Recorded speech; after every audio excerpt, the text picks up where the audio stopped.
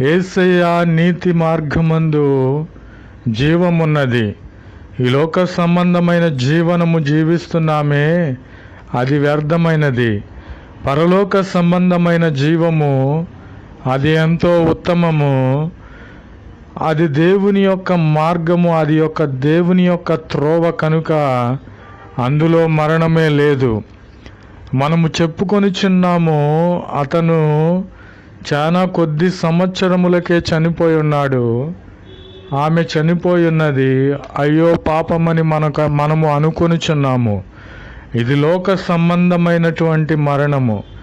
కానీ ప్రభువైన క్రీస్తు వారిలోనికి నీవు ఎప్పుడైతే వచ్చి ఉన్నావో, ఆయన నీతి మార్గమందు జీవమును నీవు ఎప్పుడైతే వెతికి ఉన్నావో, ఆయన మార్గములో, ఆయన త్రోవలలో నీకెప్పుడు కూడా మరణం అనేదే లేదు.